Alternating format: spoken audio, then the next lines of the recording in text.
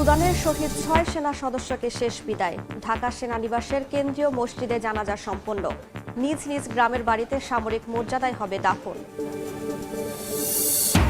বিপ্লবীদের খুন করে চেতনা দমন করা যায় না, হাদির কবর জিয়ারত শেষে জামায়াত আমির। ফেব্রুয়ারিতেই সুষ্ঠু ও গ্রহণযোগ্য নির্বাচনের আশা। চলন্ত ফেরিতে হঠাৎ চালু হয়ে যায় ট্রাকের ইঞ্জিন। নারায়ণগঞ্জের ধলেশ্বরী নদীতে ডুবল ৫টি যানবাহন, ৩ জনের মৃত্যু, পরিবারের শোকের মাতম। জুলাই অভ্যুত্থান নিয়েও প্রতারক চক্রের মামলা বাণিজ্য। আদালত থেকে নথি চুরি করে ৩ ভুয়া অভিযোগ। চাঁদাবাজির কথা জানিয়ে জনপ্রতিনিধির সাক্ষ্য। এবং বিপর্যয়ের মুখে ঢাকা চট্টগ্রাম রুটের কন্টেইনার পরিবহন। রেলের 4টি ইঞ্জিনের প্রয়োজন হলেও মিলছে মাত্র একটি। জটলা বাড়ছে বন্দরের আশপাশের এলাকায়।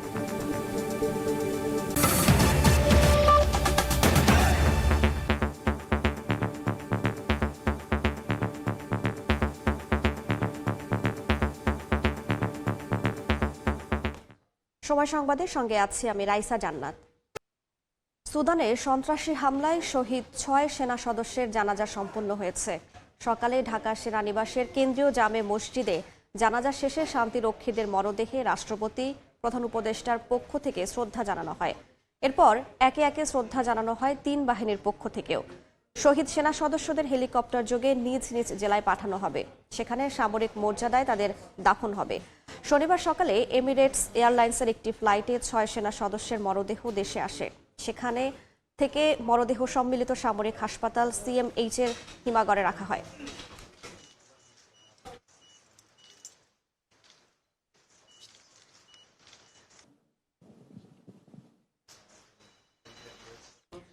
সুদানে শান্তিরক্ষী মিশনে শহীদ সেনা সদস্যদের দাফনের জন্য নিজ নিজ জেলায় পাঠানো হবে। সেই খবর জানাতে কিশোরগঞ্জে আছেন সহকর্মী নূর মোহাম্মদ এবং নাটোরে আছেন আল মামুন। প্রথমেই যাচ্ছি কিশোরগঞ্জে নূর মোহাম্মদের কাছে। গত ১৩ নভেম্বর সুদানের আবে শহরে জাতিসংঘের শান্তিরক্ষা মিশনে কর্মরত অবস্থায় সন্ত্রাসীদের ড্রোন হামলায় যে ৬ জন সেনা সদস্য নিহত হয়েছেন তাদেরই একজন কিশোরগঞ্জের সৈনিক মোহাম্মদ জাহাঙ্গীর আলম। এই সৈনিক জাহাঙ্গীর আলমের মরদেহ অল্প কিছুক্ষণের মধ্যেই এই পাকুন্দিয়া উপজেলায় এসে পৌঁছবে। তার বাড়ি কিশোরগঞ্জের পাকুন্দিয়া উপজেলার যে তারাকান্দি গ্রামের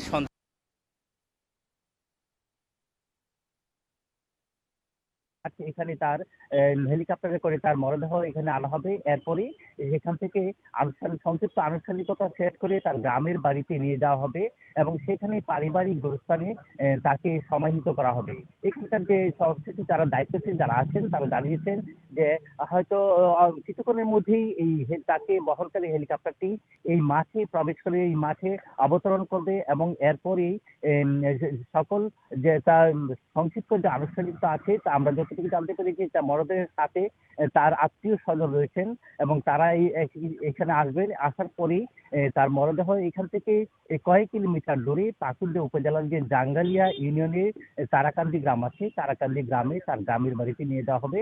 আপনাকে যদি বলি, এই যে জাহাঙ্গীর আলম তিনি সেনাবাহিনীতে 2014 সালে সেনাবাহিনীতে যোগদান করেছিলেন। আর এরপরে যে গত প্রায় 1 মাস কয়েকদিন পরে গত নভেম্বরের 7 তারিখে তিনি শান্তিরক্ষা মিশনে যোগদান করেছিলেন। আর এরপরে যে গত প্রায় 1 মাস কয়েকদিন পরে গত নভেম্বরের 7 তারিখে তিনি শান্তিরক্ষা মিশনে যে সুদানে যান এবং তার যে তার পিতা যে হযরত আলী এবং তার স্ত্রী এবং একটি মাত্র সন্তান রয়েছে যে 3 বছরের ইরফান, এই তাদের যাওয়ার সময় সে স্বজনদের বলেছিলেন যে সংসারের সচ্ছলতা ফেরানোর জন্য তিনি শান্তিরক্ষা মিশনে যাচ্ছেন এবং ফিরে এসে আমরা সব কিছু মিলে আমরা অপেক্ষা করছি, তার লাশের অপেক্ষা সবে অপেক্ষা করছে। এই ছিল আমার কাছে কিশোরগঞ্জ থেকে সবশেষ। আমরা এখন চলে যাব নাটোরে, সেখানে আছেন আমাদের সহকর্মী আল মামুন, তার কাছে যাচ্ছি সরাসরি। মাসুদ রানা তার কিন্তু মরদেহ আনার জন্য কিন্তু নাটোরের লালপুর উপজেলার করিমপুর হাই স্কুল মাঠ, এই মাঠ কিন্তু প্রস্তুত করা হচ্ছে। সকাল থেকে আমরা দেখছি লালপুর সেনা ক্যাম্পের সদস্যরা কিন্তু হেলিপ্যাড মাঠ তৈরি করেছেন এবং তার পরিবারের 2 সদস্য যারা রয়েছেন তার চাচা এবং এক ভাই মরদেহে ঢাকার কচুক্ষেতে রয়েছেন। সেনাবাহিনীর যে হেলিকপ্টার রয়েছে সেই হেলিকপ্টারে করে কিন্তু সেই মরদেহ আনা হবে এই মাঠে, এবং পরবর্তীতে এখান থেকে সেনাবাহিনীর অ্যাম্বুলেন্স যোগে প্রায় 10 কিলোমিটার দূরে বোয়ালিয়াপাড়া সেখানে নিয়ে যাওয়া হবে। একটি বিষয় যে 13ই ডিসেম্বর সুদানে সন্ত্রাসীদের হামলায় 6 সেনা সদস্য নিহত হয়। এর মধ্যে নাটোরের লালপুর উপজেলার যে কর্পোরাল রয়েছে মাসুদ রানা, সে মাসুদ রানার মরদেহ কিন্তু নিহত হন এবং তার মরদেহ কিন্তু আনা হবে এই মাঠে। তারপরে যেটুকু আমরা পরিবার থেকে নিশ্চিত হয়েছি যে দুপুর 2:30টার সময় তার মরদেহ বোয়ালিয়া হাই স্কুল মাঠে জানাজা শেষে দাফন করা হবে। তবে একটি বিষয় আমরা এখন পর্যন্ত যেটি বলতে পারছি যে আবহাওয়া কিন্তু অনুকূলে না থাকা এবং কুয়াশাচ্ছন্ন না থাকায় সেই হেলিকপ্টার আসলে কখন রান করবে সেটি কিন্তু নিশ্চিত না। সকাল 10টার সময় যে হেলিকপ্টার রান করার কথা ছিল সেটি কিন্তু আরো দেরি হতে পারে বলে এখানে সেনা সদস্য সূত্র জানাচ্ছে। তো পরিবার অপেক্ষা রয়েছে, লাশ এবং গ্রামবাসী অপেক্ষা করছে মাসুদ রানার মরদেহ গ্রহণের জন্য, এবং জানাজার যে সর্বস্তর মানুষের আকাঙ্ক্ষা এবং রয়েছে। তো এই ছিল আমার কাছে কর্পোরাল মাসুদ রানার মরদেহ আনার সর্বশেষ তথ্য। সরাসরি যুক্ত ছিলাম নাটোর ও কিশোরগঞ্জে। হত্যার মাধ্যমে বিপ্লবীদের আদর্শ ও চেতনা মুছে ফেলা সম্ভব নয় বলে মন্তব্য করেছেন জামায়াতে ইসলামীর আমির ডাক্তার শফিকুর রহমান। ফেব্রুয়ারির মধ্যে সুষ্ঠু ও গ্রহণযোগ্য নির্বাচনের দাবিও করেন তিনি। সকালে ইনকিলাব মঞ্চের মুখপাত্র এবং ঢাকা ৮ আসনের সম্ভাব্য প্রার্থী শহীদ শরীফ ওসমান বিন হাদির কবর জিয়ারত শেষে ডাক্তার শফিকুর রহমান বলেন, বিপ্লবীদের দমানোর চেষ্টা অতীতেও সফল হয়নি, ভবিষ্যতেও হবে না। তিনি হাদিকে কোটি প্রাণের বিদ্রোহের আলো হিসেবে অভিহিত করেন। হাদি হত্যার বিচার প্রক্রিয়া নিয়ে সরকারের অগ্রগতির সমালোচনা করেন তিনি। আগামী ফেব্রুয়ারিতে একটি সুষ্ঠু ও জনগণের কাছে গ্রহণযোগ্য নির্বাচনের দাবি তোলেন জামায়াত আমির।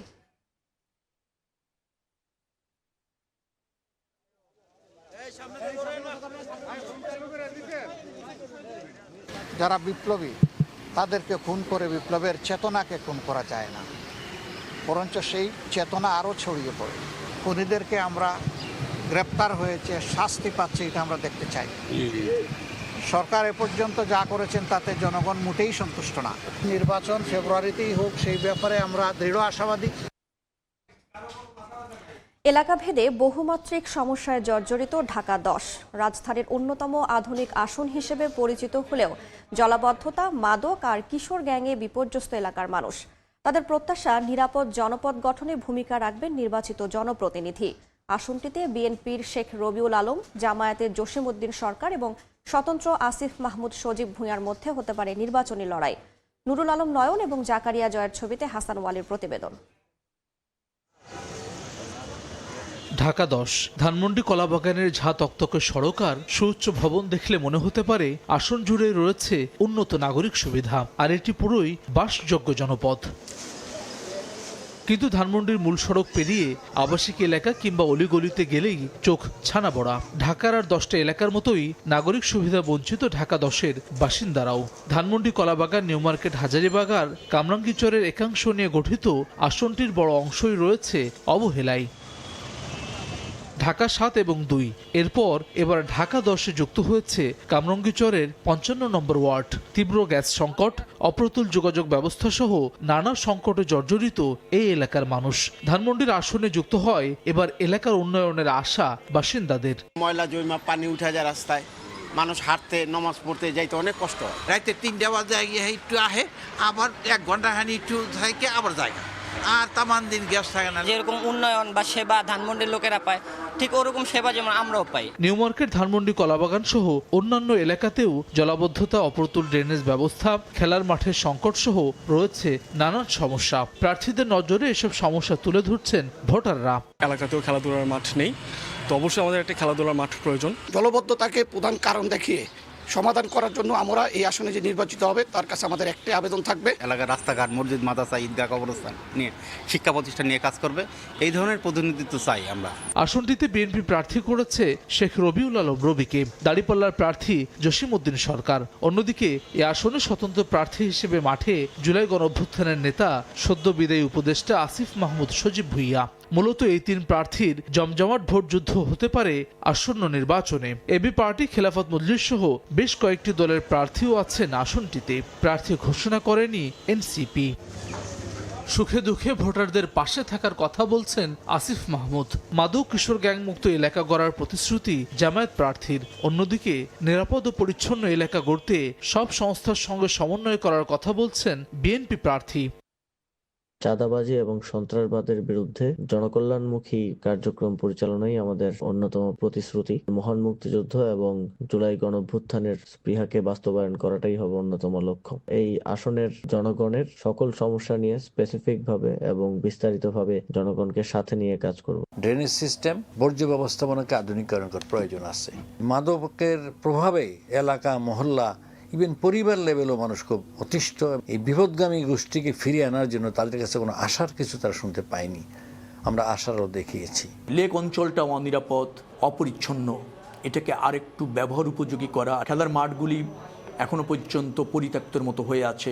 আবার কিছু কিছু মাঠ হচ্ছে কিছু কিছু মানুষ কুক্ষিগত করে রেখেছে, সেগুলি ব্যাপারে আমি কনসার্ন আছি। 3,88,000 ভোটারের জনপদে রয়েছে বড় কাপড় এবং চামড়াজাত পণ্যের বাজার। ঢাকা কলেজ, বিজিবি হেডকোয়ার্টার সহ গুরুত্বপূর্ণ সব প্রতিষ্ঠান। শুধু প্রতিশ্রুতি নয়, বরং তা বাস্তবায়নে অঙ্গীকারাবদ্ধ প্রতিনিধি চান ঢাকা 10-এর ভোটাররা। প্রত্যাশা মাদকমুক্ত, ব্যবসা বান্ধব, নিরাপদ জনপদ। আর এসব বিবেচনায় নেই 12ই ফেব্রুয়ারি যোগ্য প্রার্থীকে বিজয়ী করতে অপেক্ষায় এই এলাকার মানুষ। হাসান ওয়ালি, সময় সংবাদ, ঢাকা। আজ প্রধান নির্বাচন কমিশনারের সঙ্গে সাক্ষাৎ করতে ইসিতে যাবেন 3 বাহিনীর প্রধান। এই মুহূর্তে নির্বাচন কমিশনে আছেন সহকর্মী কাউসারা চৌধুরী কুমু। সরাসরি যাচ্ছি তার কাছে। ত্রয়োদশ জাতীয় সংসদ নির্বাচনকে সামনে রেখে এবং গণভোটের পরিবেশ সুষ্ঠু রাখতেই প্রধান নির্বাচন কমিশনারের সাথে দুপুর 12টায় 3 বাহিনীর প্রধানের সাথে বৈঠক করবে এবং এই বৈঠকের পরেই দুপুর 2:30টার সময় আজ আইনশৃঙ্খলা পরিস্থিতি নিয়ে উচ্চ পর্যায়ের একটি বৈঠক অনুষ্ঠিত হবে। সেখানে স্বরাষ্ট্র সচিব থেকে শুরু করে অন্যান্য সশস্ত্র বাহিনীর প্রধানরা সহ ঊর্ধ্বতন কর্মকর্তারা উপস্থিত থাকার কথা রয়েছে। আমরা যতটুকু দেখেছি যে এই নির্বাচনকে কেন্দ্র করে তফসিল ঘোষণার আগেও দফায় 2 দফায় বৈঠক করেছে নির্বাচন কমিশন এবং তফসিল ঘোষণার পরে যেহেতু তফসিল ঘোষণার পরদিন থেকে আইনশৃঙ্খলা পরিস্থিতি কিছুটা অবনতি ঘটায়, তার 3 দিন পরেই কিন্তু আবারও উচ্চ পর্যায়ের একটি বৈঠক করে নির্বাচন কমিশন। জরুরি বৈঠক করে। জরুরি বৈঠকের পরেই তারা কিছু সিদ্ধান্ত নেয় যে তারা নির্বাচনের সময় 5 দিন আইনশৃঙ্খলা বাহিনী মাঠে থাকবে। নির্বাচনের আগে 3 দিন, ভোটের দিন এবং ভোটের 1 দিন পরে, এবং কতজন সেনা পুলিশ সদস্য অথবা আইনশৃঙ্খলা বাহিনীর সদস্য মোতায়েন থাকবে সেটিও নির্ধারণ করে নির্বাচন কমিশন। যেহেতু তফসিল ঘোষণার পর থেকে দফায় দফায় বিভিন্নভাবে আইনশৃঙ্খলা পরিস্থিতির অবনতি ঘটছে, সেই ক্ষেত্রে নির্বাচনের যে পরিবেশ সেটি পর্যালোচনা করতেই মূলত আজকে 3 বাহিনী প্রধানের সাথে প্রধান নির্বাচন কমিশনার তিনি বৈঠক করবেন এবং সেখানেই মূলত যে যৌথ বাহিনী অভিযানে অবৈধ অস্ত্র কী করে উদ্ধার করা যায়, কী করে এই ধরনের সন্ত্রাস কর্মকাণ্ড দমন করা যায়, সেসব বিষয় নিয়ে মূলত আলোচনা চলবে। এই আলোচনার পরেই কমিশনের যে আইনশৃঙ্খলা বাহিনীর সভা অনুষ্ঠিত হবে সেখানে হয়তো নানা রকম দিক নির্দেশনা উঠে আসবে। এই ছিল এখানকার আমার কাছে সবশেষ তথ্য। সরাসরি যুক্ত ছিলাম নির্বাচন কমিশন ভবনে। সময় সংবাদ আরও থাকছে। আর্থিক খাতে জরাজীর্ণ পরিস্থিতি উন্মোচনের বছর 2025। বড় চ্যালেঞ্জ খেলাপি ঋণ আদায় ও আমানতকারীদের ব্যাংকে ফেরানো। রেমিটেন্স বাড়িয়েছে রিজার্ভ, কমেছে মূল্যস্ফীতি।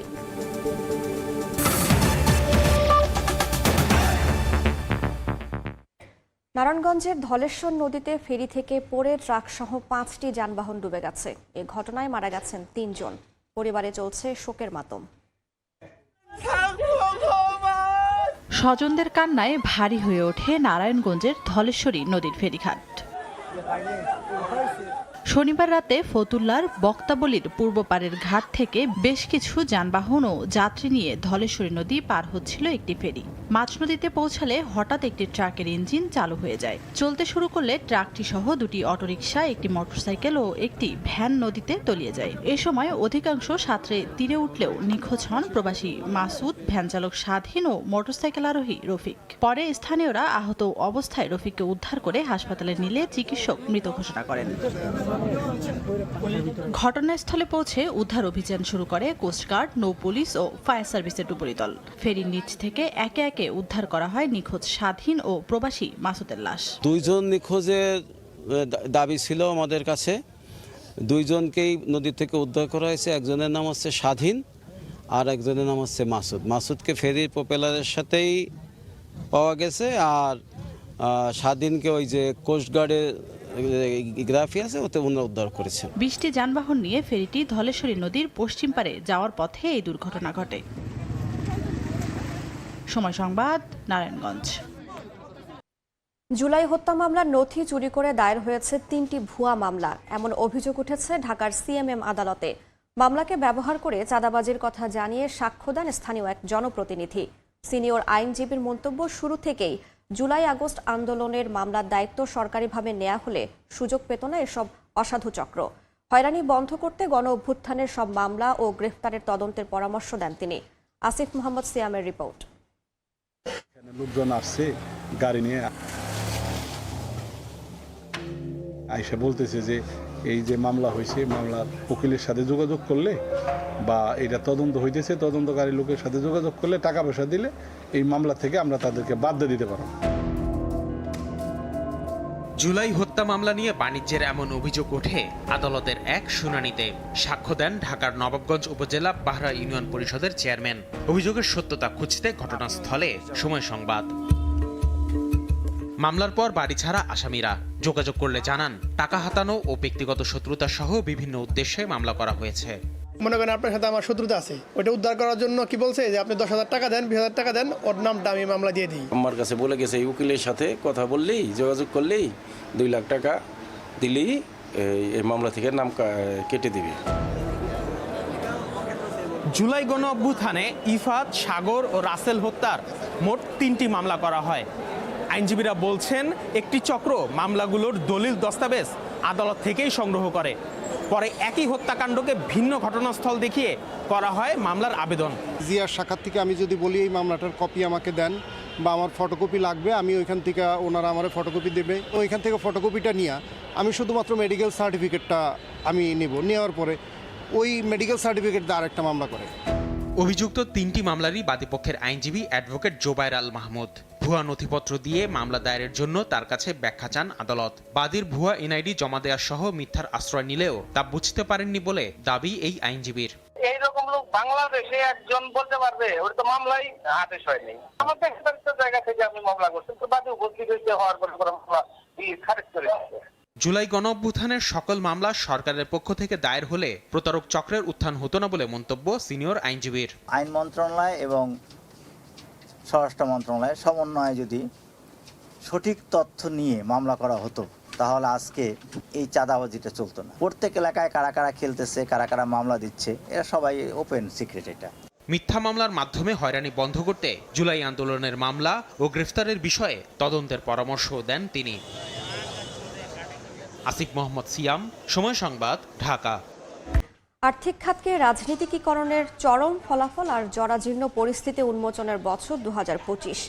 একদিকে কার্পেটের নিচে থাকা 6.5 লাখ কোটি টাকার খেলাপি ঋণ, অন্যদিকে আমানতকারীদের আমানত ব্যাংকে ফেরানোর নিশ্চয়তা এখন সবচেয়ে বড় চ্যালেঞ্জ। বাধা বিপত্তি পেরিয়ে রাষ্ট্রের অধীনে হয়েছে প্রথম শরিয়াহ ভিত্তিক ইসলামী ব্যাংকের সূচনা।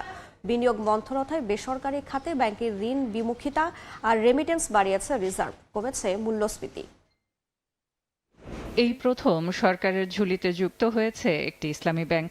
একই সাথে 5টি ইসলামী ব্যাংকের অবসায়নও ঘটেছে। বছরের সবচেয়ে আলোচিত ব্যাংকটি দ্বিধাদ্বন্দ্ব কাটিয়ে 20,000 কোটি টাকা মূলধন যোগান দিয়ে সম্মিলিত ইসলামী ব্যাংক নামে যাত্রা শুরু করে। 75 লাখ আমানতকারী আর 1,47,000 কোটি টাকা খেলাপি ঋণের চাপ নিয়ে। প্রথমে এটা সরকারি ব্যাংক, কাজে কারোর কোনো ভয়ের কিছু নাই। রাজনৈতিক বিবেচনায় ছাড় দেয়ায় বছর শেষে 6.5 লাখ কোটি টাকার খেলাপি ঋণ নিয়ে বিব্রত ব্যাংক খাত। 2 দফায় বিশেষ নীতি সহায়তায় ঋণ খেলাপির তালিকা থেকে নাম কাটাতে ও নির্বাচনী ছাড়পত্র পেতে হাজার খানেক রাজনৈতিক ব্যক্তি, শিল্পগোষ্ঠী ও ব্যবসায়ী বাংলাদেশ ব্যাংকের দুয়ারে। ফলে খেলাপি অর্থ ব্যাংকে ফেরানোর দৌড় নতুন বছরে ব্যাংকগুলোকে পরীক্ষায় রাখবে। এস আলম সহ খেলাপিদের সম্পদ জব্দ করা ও অর্থ পুনরুদ্ধারের চ্যালেঞ্জের সাথে যোগ হবে পাচার হওয়া অর্থ ফেরত আনার চ্যালেঞ্জ।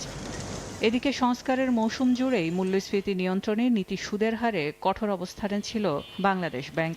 10.89% দিয়ে শুরু হওয়া মূল্যস্ফীতির বছর শেষ প্রান্তে দাঁড়ায় 8.29%। সুদের হারের কঠোরতা ও রাজনৈতিক সরকারের অপেক্ষার ফলে প্রাইভেট সেক্টর ক্রেডিট গ্রোথ রেটে ছিল টানা পতনমুখী। 2025-এ ব্যাংক খাতের ধারাবাহিকতা এগিয়ে রেখেছে রেমিটেন্স যোদ্ধারা। ফলে বাজারে ডলারের তারল্য বেড়ে যাওয়া ঠেকাতে $2.87 বিলিয়ন তুলে নেয় কেন্দ্রীয় ব্যাংক। এতে রিজার্ভ ছাড়িয়ে যায় $27.87 বিলিয়ন। 2025-এ এসএমই খাতে ঋণ ছাড়ে লক্ষ্য পূরণ করতে পারেনি বেশিরভাগ ব্যাংক। ফলে ডিজিটাল ব্যাংকিংয়ের জন্য আবেদন করা প্রতিষ্ঠানগুলোকে মাইক্রোক্রেডিটের সক্ষমতার পরীক্ষায় ফেলে দিবে নিঃসন্দেহে। চলতি বছর সীমিত ও নিয়ম রক্ষার বাজেটের অর্থ যোগানে ব্যাংক ঋণ কমিয়ে ট্রেজারি বন্ডে ঝুঁকেছে সরকার। তবে নতুন সরকার আসলে পাওয়া যাবে প্রত্যাশিত IMF-এর 2 কিস্তি। ব্যাংক খাতে সুশাসন নিশ্চিতে ব্যাংকের সংকটকালীন পুনরুদ্ধার বা অবসানের প্রক্রিয়া সহজ করতে ব্যাংক রেজুলেশন অধ্যাদেশ 2025 ও আমানত বীমা 1 লাখ টাকা থেকে বাড়িয়ে 2 লাখ করার সিদ্ধান্ত নেওয়া হয় আমানতকারীদের স্বার্থে। সিলিয়া সুলতানা, সময় সংবাদ, ঢাকা। সময় সংবাদে আরও থাকছে, ইউক্রেন যুদ্ধ বন্ধে নতুন প্রস্তাব যুক্তরাষ্ট্রের। আলোচনায় ইউরোপীয় প্রতিনিধিদেরও পাশে যান জেলেনস্কি। রুশ ক্ষেপণাস্ত্র হামলায় ওডেসায় নিহত 8 জন। রেলওয়ের ইঞ্জিন সংকটের বিপর্যয়ের মুখে পড়তে যাচ্ছে ঢাকা চট্টগ্রাম রুটের কন্টেইনার পরিবহন। প্রতিদিন 4টি ইঞ্জিনের মাধ্যমে অন্তত 200 কন্টেইনার পরিবহনের প্রয়োজন হলেও পাওয়া যাচ্ছে মাত্র 1টি ইঞ্জিন। এ অবস্থায় কমলাপুর আইসিডিগামী কন্টেইনারের জটলা বাঁধছে চট্টগ্রাম বন্দরের আশপাশের এলাকায়। আর এতে নানামুখী জটিলতায় পড়ছে আমদানি রপ্তানি বাণিজ্য। শাখাওয়াত টুপুর ক্যামেরায় বিস্তারিত জানাচ্ছেন কমল দে। 875 টিউএস ধারণ ক্ষমতা চট্টগ্রাম বন্দরের আইসিডি ইয়ার্ডে ঢাকা কমলাপুরগামী কন্টেনার রয়েছে 1000-এর বেশি। আবার ইয়ার্ডে জমিয়ে না রেখে রেলওয়ে কর্তৃপক্ষ বিভিন্ন স্থানে এনে রেখেছে আরও অন্তত 200 কন্টেনার। মূলত ইঞ্জিন সংকটের মুখে ঢাকায় পাঠাতে না পেরে এই কন্টেনার জট এড়াতে পর্যাপ্ত র্যাকের পাশাপাশি 4 থেকে 5টি ইঞ্জিনের চাহিদা থাকলেও পাওয়া যাচ্ছে মাত্র 1টি ইঞ্জিন। এই অবস্থায় ট্রেনের সংখ্যা বাড়াতে রেলওয়ে পূর্বাঞ্চলে একের পর এক চিঠি দিয়ে যাচ্ছে বন্দর কর্তৃপক্ষ। শুধুমাত্র পরিবহন জটিলতার কারণে, সংকটের কারণে আমদানিকারকরা যথাসময়ে তাদের কন্টেনারটা ডেলিভারি নিতে পারে না।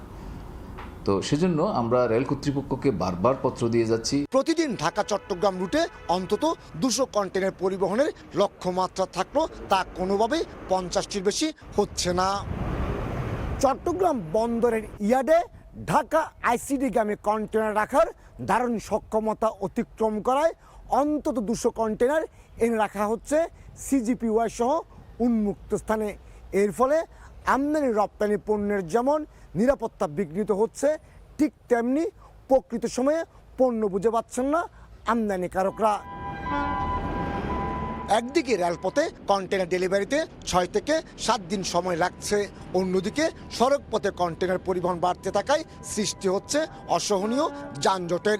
এভাবে যদি ক্রমান্বয়ে কমতে থাকে তাহলে কিন্তু আমাদের যারা এক্সপোর্ট এবং ইম্পোর্ট ঢাকা চিটং করে থাকি সেটা কিন্তু অনেকাংশে হ্রাস পাবে এবং যে আমাদের খরচও বৃদ্ধি পাবে। এমনিতে বহরে প্রয়োজনীয় ইঞ্জিন না থাকায় যাত্রীবাহী ট্রেন চালাতে হিমশিম খাচ্ছে রেলওয়ে পূর্বাঞ্চল। তার সঙ্গে নতুন করে যুক্ত হচ্ছে কন্টেনার এবং জ্বালানি তেলবাহী ট্রেন চালাতে অতিরিক্ত ইঞ্জিনের চাহিদা। এই নিয়ে চরম বেকায়দা রয়েছে রেলওয়ে পরিচালন বিভাগ।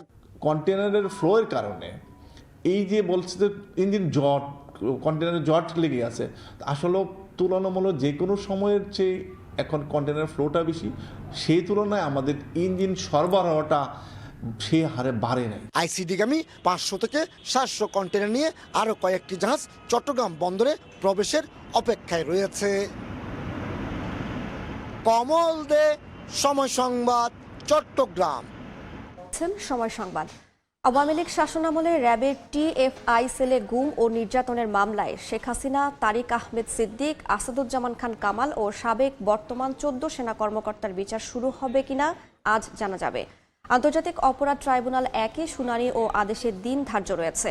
এই মামলায় গ্রেফতার 10 সেনা কর্মকর্তাকে হাজির করা হবে ট্রাইব্যুনালে। গত 3 ডিসেম্বর আনুষ্ঠানিক অভিযোগ গঠনের শুনানি শেষ করে রাষ্ট্রপক্ষ। শুনানিতে চিফ প্রসিকিউটর মোহাম্মদ তাজুল ইসলাম গুম, নির্যাতনের বিভৎস চিত্র তুলে ধরেন।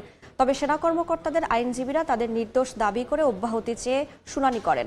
এদিকে রামপুরায় 28 জনকে হত্যা মামলায় সেনা কর্মকর্তা রেদওয়ানুল ইসলাম, রাফাত বিন আলম ও 2 কর্মকর্তা সহ 4 জনের পক্ষেও আজ শুনানি করবেন তাদের আইনজীবীরা। এ মামলায় রেদওয়ানুল ইসলাম ও রাফাত বিন আলম গ্রেফতার রয়েছেন।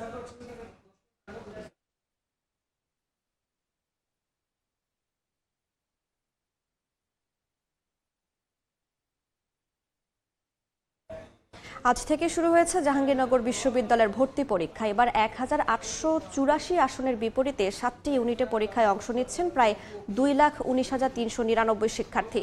এই মুহূর্তে বিশ্ববিদ্যালয়ে আছেন সহকর্মী মোজাফফর হোসাইন জয়। সরাসরি যাচ্ছি তার কাছে। সারা দেশে পাবলিক বিশ্ববিদ্যালয়গুলোর মধ্যে এই প্রথম শুরু হয়েছে জাহাঙ্গীরনগর বিশ্ববিদ্যালয়ে স্নাতক সম্মান ভর্তি পরীক্ষা। আজকে সি ইউনিটের পরীক্ষা দিয়ে ভর্তি পরীক্ষা শুরু হয়েছে সকাল 9টা থেকে, চলবে বিকেল 4:15 পর্যন্ত। আমরা যতটুকু জানতে পেরেছি এই সি ইউনিটের মোট 6টি পর্বে পরীক্ষা অনুষ্ঠিত হবে। প্রথম 3টি পর্ব অর্থাৎ সেশনে 1 ঘন্টা করে যে সেশন নির্ধারণ করা হয়েছে, তাদের 3টি পর্বে নারী শিক্ষার্থীরা পরীক্ষা দেবে। একই সাথে বাকি 3টি সেশনে পুরুষ শিক্ষার্থীরা পরীক্ষায় অংশ নেবে। একই সাথে যেটি বলা হয়েছে, জাহাঙ্গীরনগর বিশ্ববিদ্যালয়ের পক্ষ থেকে সকল পরীক্ষার জন্য সকল ব্যবস্থা সম্পন্ন করা হয়েছে। একই সাথে 25-26 সেশনে শিক্ষাবর্ষে ভর্তি পরীক্ষায় শিক্ষার্থীরা মোট 7টি ইউনিটে পরীক্ষা দিবে। মোট 1884টি আসনের বিপরীতে 2,19,399 জন শিক্ষার্থী অংশ নিচ্ছেন বলে জাহাঙ্গীরনগর বিশ্ববিদ্যালয়ের প্রশাসনের পক্ষ থেকে জানানো হয়েছে। তবে সবচেয়ে বেশি প্রতিযোগিতা অনুষ্ঠিত হচ্ছে ডি ইউনিটের পরীক্ষায়, যেখানে জীববিজ্ঞান বিভাগে প্রায় 310টি আসনের বিপরীতে প্রায় 70,000 পরীক্ষার্থী পরীক্ষায় অংশ নিচ্ছেন বলে আমরা জানতে পেরেছি। এই ইউনিটে 426 জনের আসনের বিপরীতে 60,000 পরীক্ষার্থী অংশ নেবে। এছাড়াও পরীক্ষার বিষয়ে বিস্তারিত প্রশাসনের পক্ষ থেকে যেটি আমাদেরকে জানানো হয়েছে, নিরাপত্তা নিশ্চিতকরণ করা হয়েছে। প্রক্টর বলেছেন যে 44 জন সদস্যের নেতৃত্বে একটি কমিটি গঠন করা হয়েছে, যারা পরীক্ষা দেখভাল করবেন এবং বিভিন্ন পরীক্ষা কেন্দ্র পরিদর্শনে তারা থাকবেন। একই সাথে রয়েছে পুলিশ, ট্রাফিক পুলিশ, আনসার, গোয়েন্দা সংস্থার সদস্য সহ জরুরি চিকিৎসা সেবা ব্যবস্থাও জাহাঙ্গীরনগর বিশ্ববিদ্যালয়ের পক্ষ থেকে গ্রহণ করা হয়েছে বলে আমরা জানতে পেরেছি। পূর্ব নির্ধারিত সময় অনুযায়ী পরীক্ষা অনুষ্ঠিত হচ্ছে বলে জাহাঙ্গীরনগর বিশ্ববিদ্যালয় কর্তৃপক্ষ জানিয়েছেন। একই সাথে আজকে যে সি ইউনিটের পরীক্ষা হচ্ছে, সেই সি ইউনিটের পরীক্ষায় প্রায় 46,000 শিক্ষার্থী অংশ নেবেন এবং আজকে অনুষ্ঠিত হবে 6টি পর্বে পরীক্ষা এবং সি ইউনিটের পরীক্ষা শেষে আগামীকাল অনুষ্ঠিত হবে C1 ইউনিটের পরীক্ষা এবং সেখানেও সকাল 9টা থেকে বিকেল 4:15 পর্যন্ত পরীক্ষা অনুষ্ঠিত হবে বলে জানতে পেরেছি। তো জাহাঙ্গীরনগর বিশ্ববিদ্যালয়ের স্নাতক সম্মান ভর্তি পরীক্ষা সম্পর্কে আমার কাছে এই ছিল সর্বশেষ তথ্য। সরাসরি যুক্ত ছিলাম জাহাঙ্গীরনগর বিশ্ববিদ্যালয়ে। দেখছেন সময় সংবাদ, সঙ্গেই থাকুন। দেখছেন সময় সংবাদ। দেশের বাইরের খবর। ইউক্রেন যুদ্ধ বন্ধে নতুন কাঠামোর প্রস্তাব দিয়েছে যুক্তরাষ্ট্র। ইউক্রেন, যুক্তরাষ্ট্র, রাশিয়া এবং ইউরোপকে নিয়ে আলোচনার ইঙ্গিত দিয়েছেন ইউক্রেনীয় প্রেসিডেন্ট ভলোদিমির জেলেনস্কি। ইউক্রেনকে 9,000 কোটি ইউরো অর্থায়নের ঘোষণা দিয়েছে ইউরোপীয় ইউনিয়ন। এদিকে আলোচনার মধ্যেও রুশ ক্ষেপণাস্ত্র হামলায় ইউক্রেনের ওডেসায় 8 জন নিহত হয়েছেন, আহত অন্তত 27 জন। গুরুত্বপূর্ণ বন্দর ও লজিস্টিক অবকাঠামো লক্ষ্য করে চালানো এই হামলায় বিদ্যুৎহীন হয়ে পড়ে 20 লাখেরও বেশি মানুষ।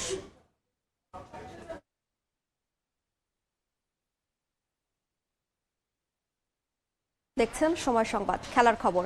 বিগ ব্যাশ মাতাতে আবারও মাঠে নামছেন রিশাদ হোসেন। আজ দুপুর 2:15টায় মেলবোর্ন রেনেগেটসের মুখোমুখি হবে তার হোবার্ট হারিকেন্স। চলতি মৌসুমেই বিগ ব্যাশে অভিষেক হয়েছে রিশাদের। বাংলাদেশি স্পিনারের ওপর আস্থা রেখেছেন দলটির মেন্টর রিকি পন্টিং। এরই মধ্যে অস্ট্রেলিয়ান ফ্র্যাঞ্চাইজি টুর্নামেন্টে 2টি ম্যাচ খেলে ফেলেছেন রিশাদ। প্রথম ম্যাচে 18 রান দিলেও উইকেট পাননি। দ্বিতীয়টায় 33 রান দিয়ে 3 উইকেট শিকার করেছেন Rishad. Stump to stump bowling আর এক্সট্রা বাউন্সে নজর কেড়েছেন টাইগার লেগ স্পিনার। মেলবোর্ন রেনেগেটসের বিপক্ষেও দারুণ পারফরমেন্স উপহার দিতে চান তিনি। 8 দলের আসরে 2 ম্যাচে 1 জয় আর 1 হারে পয়েন্ট টেবিলে 7 নম্বরে আছে হোবার্ট। সুদিন ফেরাতে মরিয়া হারিকেন্স। এ পর্যায়ে শীর্ষ সংবাদগুলো জানিয়ে দিচ্ছে আরও একবার। সুদানের শহীদ 6 সেনা সদস্যকে শেষ বিদায়। ঢাকা সেনানিবাসের কেন্দ্রীয় মসজিদে জানাজা অনুষ্ঠিত। নিজ নিজ গ্রামের বাড়িতে সামরিক মর্যাদায় হবে দাফন। বিপ্লবীদের খুন করে চেতনা দমন করা যায় না, হাদির কবর জিয়ারত শেষে জামায়াত আমির। ফেব্রুয়ারিতেই সুষ্ঠু ও গ্রহণযোগ্য নির্বাচনের আশা। এবং জুলাই অভ্যুত্থান নিয়েও প্রতারক চক্রের মামলা বাণিজ্য। আদালত থেকে নথি চুরি করে 3 ভুয়া অভিযোগ। চাঁদাবাজের কথা জানিয়ে জনপ্রতিনিধির সাক্ষ্য।